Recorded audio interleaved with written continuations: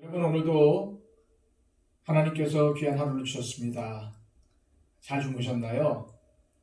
오늘 귀한 하루 하나님과 동행하는 하루가 되게 하여 주시고, 또 오늘도 하나님께서 여러분들의 삶 가운데 개입하여 주셔서 놀라운 하나님의 은혜를 베푸시는 귀한 하루가 되시기를 축복합니다. 제가 기도하고 새벽 예배 시작하도록 하겠습니다. 아버지 하나님, 감사드립니다. 오늘도 저희를 지극히 사랑하셔서 하나님의 은혜 가운데 두시고, 오늘도 우리에게 생명을 주셔서 이 하루를 살아가게 하심을 감사드립니다. 저희들 언제 어디서든지 어느 순간에든지 하나님의 자녀임을 잊지 않도록 하여 주시고, 오늘도 나의 욕심을 따라 사는 것이 아니라 오늘도 내 마음, 내 욕심 한가운데 일어나는 육신의 소욕을 따라 사는 것이 아니라 오늘도 내 안에 내주하시고 내 삶을 인도하시는 성령님의 인도함 따라 사는 영의 사람으로 사는 하루가 되게 하여 주시옵소서. 오늘도 우리의 삶을 주님께 의지합니다. 우리의 산성과 요새가 되시는, 우리의 피난처가 되시는 하나님께서 우리의 모든 삶을 주관하여 주옵소서. 예수 그리스도의 이름으로 기도하옵나이다. 아멘. 다 함께 찬송가 432장 찬양 드리겠습니다.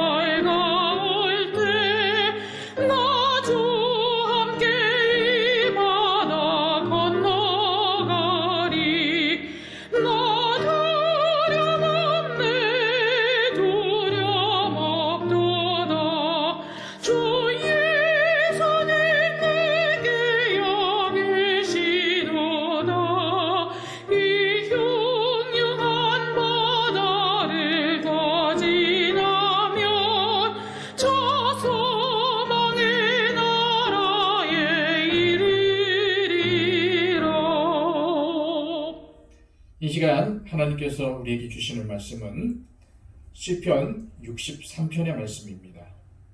시편 63편.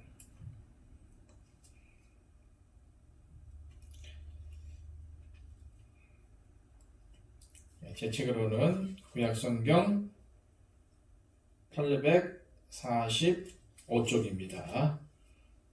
845쪽. 하나님이여, 주는 나의 하나님이시라. 내가 간절히 주를 찾되 물이 없어 마르고 황폐한 땅에서 내 영혼이 주를 갈망하며 내 육체가 주를 앙모하나이다. 내가 주의 권능과 영광을 보기 위하여 이와 같이 성소에서 주를 바라보았나이다. 주의 인자하심이 생명보다 나음으로 내 입술이 주를 찬양할 것이라. 이러므로 나의 평생에 주를 송축하며 주의 이름으로 말미암아 나의 손을 들리이다. 골수와 기름진 것을 먹은 것 같이 나의 영혼이 만족할 것이라. 나의 입이 기쁜 입술로 주를 찬송하되 내가 나의 침상에서 주를 기억하며 새벽에 주의 말씀을 작은 소리로 읊조릴 때에 하오리니 주는 나의 도움이 되셨습니다. 내가 주의 날개 그늘에서 즐겁게 부르리이다. 나의 영혼이 주를 가까이 따르니 주의 오른손이 나를 붙드시거니와 나의 영혼을 찾아 멸하려 하는 그들은 땅 깊은 곳에 들어가며 칼이 세력에 넘어져 승량의 먹이가 되리이다. 왕은 하나님을 즐거워하리니 주께 맹세한 자마다 자랑할 것이나 거짓말하는 자의 입은 막히리로다. 아멘. 오늘 본문은 다윗이 광야에서 쫓기는 생활을 하며 하나님을 갈망하는 내용입니다. 오늘 이 시편의 표제를 보시면은 다윗이 광야에 있을 때 기록한 것임을 알 수가 있죠. 이때가 사울에게 쫓길 때인지 아니면 압살롬에게 쫓길 때인지 분명하지 않지만 지금 다윗은 아무것도 없는 척박한 광야 가운데 있습니다. 아무것도 없는 황량한 광야에서 다윗에게 필요한 것은 무엇일까요? 아마도 먹을 식량과 물이 아닐까요? 광야는 사막을 의미하는 것으로서 그곳에는 풀 한 폭이 나지 않고 물 한 모금 마실 수 없는 곳입니다. 따라서 무엇보다 그에게는 먹을 양식과 마실 물이 필요할 것입니다. 그런데 다윗이 찾고 있는 것을 보십시오. 오늘 1절 말씀입니다. 하나님이여, 주는 나의 하나님이시라. 내가 간절히 주를 찾되 물이 없어 마르고 황폐한 땅에서 내 영혼이 주를 갈망하며 내 육체가 주를 앙모하나이다. 아무것도 없는 촉박하고 황량한 광야 가운데서 그가 구한 것은 먹을 양식과 물이 아니었습니다. 그는 오직 하나님을 찾았습니다. 하나님을 구했습니다. 그에게 어찌 먹을 양식과 마실 물이 필요하지 않았겠습니까? 광야에서 빨리 벗어나기를 바라는 마음이 어찌 없었겠습니까? 그러나 그는 그러한 것들을 구하기보다는 하나님을 먼저 찾았습니다. 왜 그럴까요? 아무것도 없는 광야에서 그에게 가장 필요한 분은 모든 것의 주인이시며 사람의 인생을 인도하시는 하나님이시라는 것을 알았기 때문입니다. 스펄전 목사님은 이 본문을 설명하시면서 그의 주변은 온통 광야이지만 그의 마음에는 광야가 없다라고 주석을 했습니다. 그렇습니다. 다윗은 눈에 보이는 광야에 절망하지 않고 오직 하나님만을 찾았습니다. 다윗이 광야에서 한 일을 보십시오. 그는 하나님을 찾았습니다. 1절에서 내가 간절히 찾되라고 이 번역된 말씀을 원문대로 해석을 하면 일찍이 내가 간절히 찾되라고 번역할 수가 있습니다. 즉 다윗은 아침 일찍부터 하나님을 찾았던 것입니다. 이것에 대한 근거를 오늘 본문 6절에서 찾아볼 수가 있는데요. 내가 나의 침상에서 주를 기억하며 새벽에 주의 말씀을 작은 소리로 읊조릴 때에 하오리니. 자, 이 말씀을 보면은 다윗이 새벽에 하나님의 말씀을 읊조리며 하나님을 찾았음을 알 수가 있습니다. 말씀을 작은 소리로 읊조린다는 것은 하나님의 말씀을 묵상한다는 의미입니다. 다윗은 두루마기 성경이든 아니면 그가 암송한 말씀이든 작은 목소리로 하나님의 말씀을 읊조리며 말씀을 묵상했습니다. 또한 새벽이라는 이 시간은 오전 3시부터 6시 사이에 해당되는 시간입니다. 이 시간으로 추측건대 아마도 다윗은 잠을 이루지 못한 것 같습니다. 보통 우리 가운데 어려움이 생기면은 잠을 잘 자지 못하지 않습니까? 왜 그렇습니까? 나에게 발생한 어려움을 생각하기 때문에 그렇죠. 또한 그 어려움을 겪게 한 사람을 생각하느라 그렇습니다. 그러나 다윗은 그에게 어려움을 당하게 한 사람을 원망하기보다는 하나님을 바라보면서 밤을 지새웁니다. 저와 여러분들도 광야에 있는 것 같은 어려움이 있을 때 이 시편 63편의 다윗을 기억하시면서 다윗처럼 하나님을 묵상하고 하나님을 찾기를 소망합니다. 광야에서의 생활은 현재가 불안하고 미래가 예측 불가능하였을 것입니다. 그러나 다윗은 미래에 대해 확신을 가지고 있었어요. 우리는 그것을 7절 말씀에서 엿볼 수가 있는데요. 주는 나의 도움이 되셨습니다. 내가 주의 날개 그늘에서 즐겁게 부르리이다. 아멘. 다윗은 하나님께서 과거로부터 지금까지 그에게 도움이 되셨다는 사실을 잘 알고 있습니다. 그래서 그는 현재의 어려움이나 미래의 불확실함도 하나님의 날개 그늘 아래에 있으면 해결받을 줄을 확신했습니다. 아직 현재의 상황이 바뀔 어떠한 징조도 보이지 않았지만 지금 그가 하나님 편에 서 있고 진리에 서 있다면 하나님께서 그를 보호하실 것이라는 사실을 확실히 알고 있었습니다. 그래서 그는 하나님을 밤새 묵상하였던 거죠. 다윗은 8절 말씀을 통해서 이렇게 고백을 합니다.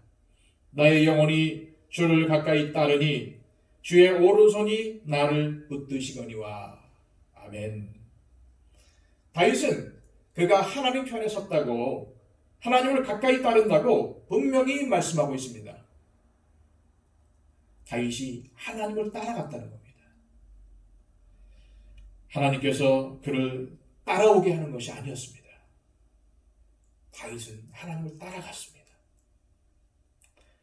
우리가 하나님께 가까이 가고 하나님을 따르면 하나님께서 저와 여러분의 손을 잡아주실 것입니다. 아멘.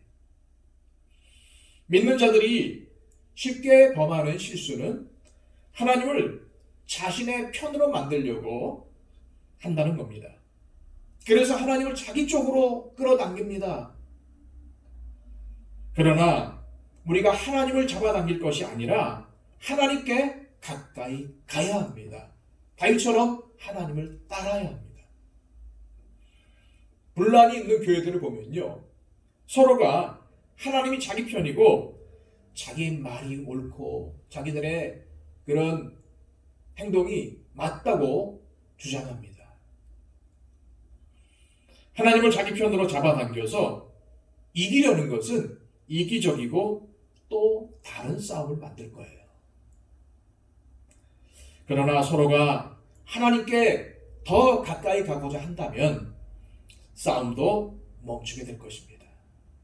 하나님은 분란의 하나님이 아니거든요. 하나님은 다툼의 하나님이 아닙니다.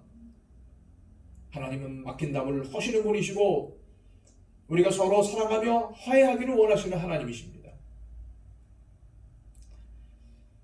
하나님께 가까이 가면 하나님 안에서, 예수 그리스도 안에서 하나가 될 수가 있습니다. 여러분, 승리하는 삶을 살기를 원하십니까? 그렇다면 하나님을 여러분에게로 끌어들이려고 하지 마시고 여러분이 하나님께 가까이 가야 합니다. 사실 하나님께 가까이 가는 것이 온전한 승리이기도 합니다. 다윗은 주는 나의 하나님이시라 라고 고백을 합니다. 그 고백은 그가 왕으로 있을 때나 광야에 있을 때나 변함이 없었습니다. 우리가 큰 어려움 가운데 있을 때에 이 어려움을 어떻게 해결해야 될지 고민하기에 앞서서 과연 내가 하나님 안에 있는가를 깊이 생각해야 됩니다. 내가 하나님 편에 서 있나? 이것을 먼저 생각해야 됩니다. 그래서 우리에게 어려움이 있다면 그 일이 오히려 하나님께 더 가까이 나아가는 계기가 되게 하십시오. 그렇다면 저와 여러분의 인생은 승리하는 인생이 될 것이고 하나님께서 개입하셔서 우리의 손을 잡아주시는 복된 인생이 될 것입니다.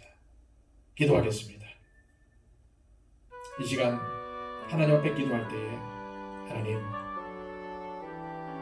하나님을 나에게로 끌어당기고 하나님으로 내 편을 만들려는 어리석은 시도를 하며 살았습니다. 그렇게 하면 내가 더 잘 믿는 것 같고 더 드러나는 것 같았습니다.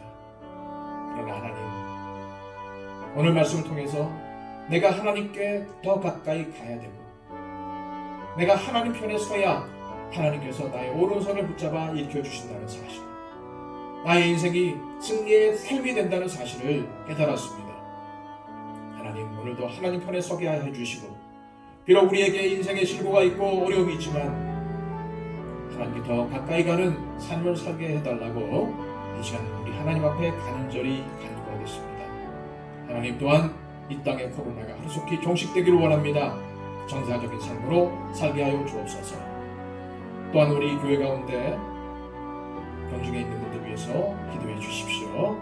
우리 세종아 형제 하나님 앞에 우리 중보하며 하나님께서 그에게 치유의 강소를 발휘해 달라고 기도해 주셨으면 좋겠습니다. 우리 다 함께 묵상으로 하나님 앞에 기도하고 제가 기도하고 마치도록 하겠습니다.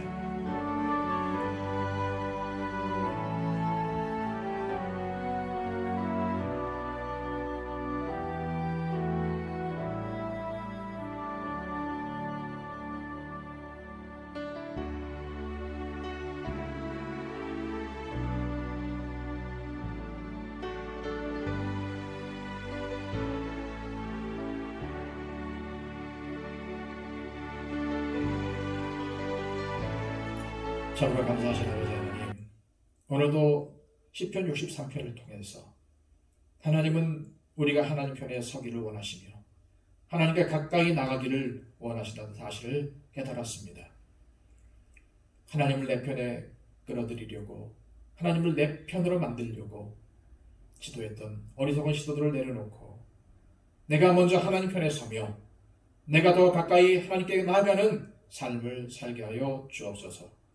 하나님, 우리 가운데 이 코로나가 멈출 기미를 보이지 않습니다. 오히려 3,000명을 넘어서며 더 많은 확진자를 낳고 있습니다. 주님, 이 땅을 불쌍히 여겨주시고 이 백성을 긍휼히 여겨주시옵소서.